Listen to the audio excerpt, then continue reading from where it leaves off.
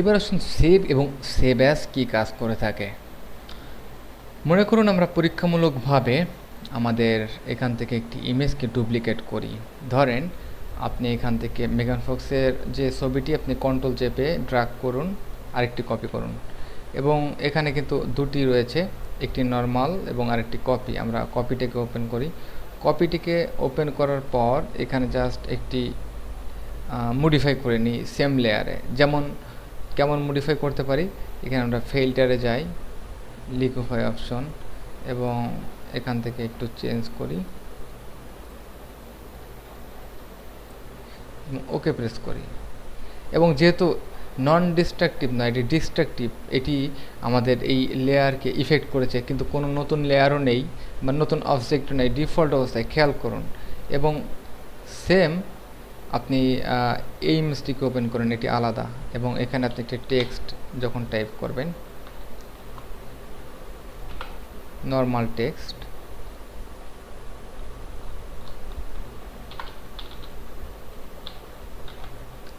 আমরা একটু বড় করি সাইজ,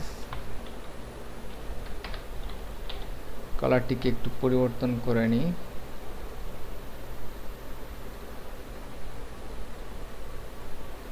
ওকে।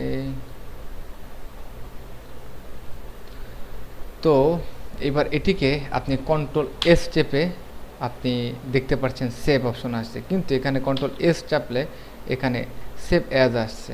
খেয়াল করুন, এখানে কন্ট্রোল এস চাপলে জেপিজি অপশন এবং এখানে কন্ট্রোল এস চাপলে সেভ অ্যাজ আসছে। কেন আসছে এবারই প্রশ্ন।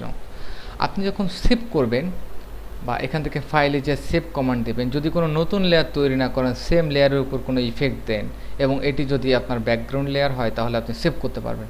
যদি এমন কোনো ধরনের মডিফাই করেন যেটি আপনার নতুন একটি লেয়ার তৈরি হয় এবং এই লেয়ারটি আপনার একটি কম্পোজিশনের সৃষ্টি করে, তখন আপনার সেভ অ্যাজ অবশ্যই দিতে হবে। সেম স্পেসে আপনি সেভ করতে পারেন না।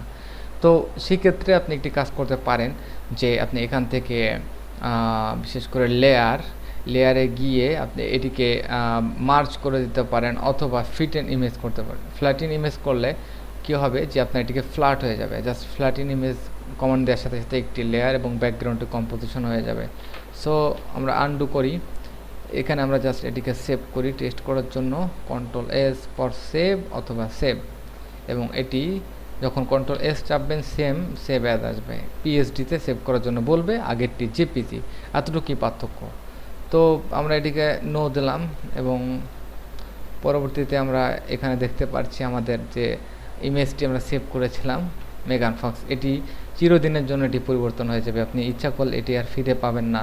সুতরাং আপনি অবশ্যই এই কাজটি করবেন না যে আপনার ইমেজ অবশ্যই আপনি কোনো ব্যাকগ্রাউন্ড লেয়ারে কাজ করে কন্ট্রোল এস প্রেস করে সেভ দিবেন না। ওকে, সো আমরা সেভ অ্যাজ সম্পর্কে জানলাম। এবার দেখি যে কি সমস্যা। আমাদের এখানে মেনুগুলো সব হাইড, কোনো কিছুই ক্লিক করলে অ্যাক্টিভ হয় না, কারণ কোনো ইমেজ না থাকলে এগুলো অ্যাক্টিভ হবে না। এই জন্য অবশ্যই আপনার ওপেন অথবা নিউ একটি ডকুমেন্ট ক্রিয়েট করতে হবে, এবং আমরা এখান থেকে যে কোনো একটি ইমেজকে ডবল ক্লিক করে ওপেন করলাম এবং ফাইল, এখানে গিয়ে আমরা সেভ ফর ওয়েব নিয়ে আমরা পরবর্তীতে আলোচনা করব।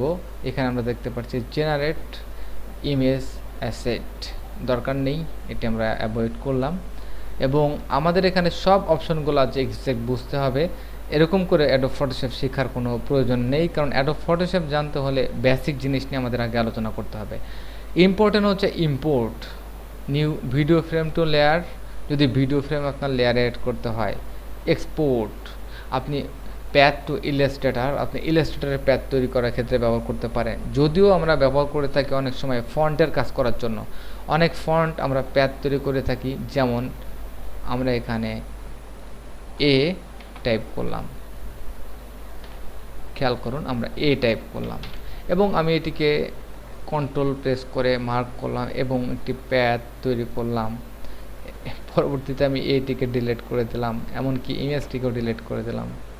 Double click, invisible. তখন আপনি দেখতে পাচ্ছেন এটিকে বলে একটি প্যাথ। আপনি এটিকে কিন্তু ইলাস্ট্রেটরে এক্সপোর্ট করতে পারেন। সো আপনি এটিকে এক্সপোর্ট প্যাথ টু ইলাস্ট্রেটর।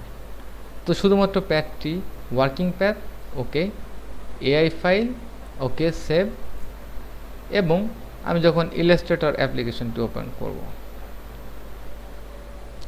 অপেক্ষা করুন, ইলাস্ট্রেটর লোড হচ্ছে। আমি অ্যাডোব ইলাস্ট্রেটর CS6 ব্যবহার করছি। অ্যাকচুয়ালি আমি অ্যাডোব ক্রিয়েটিভ সুইট CS6ই ব্যবহার করি, মাস্টার কালেকশন। সিসিটা নতুন, আমি খুব বেশি ব্যবহার করি না, কারণ অধিকাংশ প্লাগিনস আমার অ্যাডোব ফটোশপ CS5 এবং 6 কম্পিটেবল। আমি অনেক সময় থার্ড পার্টি প্লাগিনসও ব্যবহার করে থাকি। এবার ফাইল, এখান থেকে ওপেন মাই কম্পিউটার, যেখানে রেখেছিলাম সিসি ফোল্ডার থেকে আমি ইলাস্ট্রেটরের ফাইল খুব সহজেই খুঁজে পাবো। এবং এখানে আমি দেখতে পাচ্ছি আর্টওয়ার্ক সবগুলাই চেক বক্সে দিয়ে আমি ওপেন করলাম। এখানে আপনি কিছু দেখতে পাচ্ছেন না, কিন্তু আমি দেখতে পাচ্ছি এখানে একটি রয়েছে। এবং এইটিকে যদি আপনি কোনো ফিল কালার দিয়ে থাকেন, যে কোনো একটি রং, দেখুন এখানে কিন্তু আপনার এটি, এবং মাঝখানে আপনি একটি শেপ দেখতে পাচ্ছেন। এবং এই শেপটি যদি আপনি সিলেক্ট করেন, ইন্ডিভিজুয়ালি শেপ সিলেক্ট করার পর যদি আপনি এখানে কালার নান করে দেন, অথবা আপনি আপনার এই শেপটি সিলেক্ট করার পর, ওয়েট আ সেকেন্ড, আমাদের শেপ কালার টোটালি যাই হোক, এটি ইলাস্ট্রেটরের প্যাথ, জাস্ট এতটুকু বোঝানোর জন্য।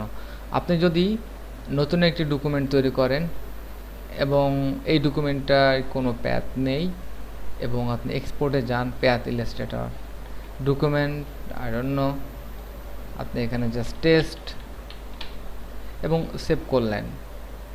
এইবার আপনি ইলাস্ট্রেটরে যান, দুটি ওপেন করেন, ওপেন এবং টেস্ট ক্লিক করে রাখুন এবং দুটিকে ওপেন করুন এবং ওপেন দিন, ওপেন। দেখুন আমাদের টেস্টে কোনো ধরনের প্যাথ আসেনি, কিছুই নেই। টেস্ট ডকুমেন্টে কোনো ধরনের প্যাথ আপনি খুঁজে পাবেন না। কিন্তু আপনি যখন আপনার এক্সপোর্ট করা হয়েছিল, তখন কিন্তু এখানে আপনি দেখতে পাচ্ছেন। সুতরাং যে প্যাথ এক্সপোর্ট হবে, এখন অনেকেই হয়তো নর্মালি এক্সপোর্ট করেন, কোনো প্যাথ পান না, কারণ আপনার প্যাথ ছিল না, হয়তো প্যাথ থাকতে হবে। তাহলে আপনি অ্যাডোব ফটোশপ থেকে কোনো প্যাথকে এক্সপোর্ট করতে পারেন। পরবর্তীতে এটিকে মডিফাই করে আপনি কাজ করবেন, এটি আপনার ব্যক্তিগত বিষয়। সো এই পর্যন্তই এই ক্লিপটি, ধন্যবাদ। নেক্সটে আমরা অন্য অপশন সম্পর্কে ধারণা নিব।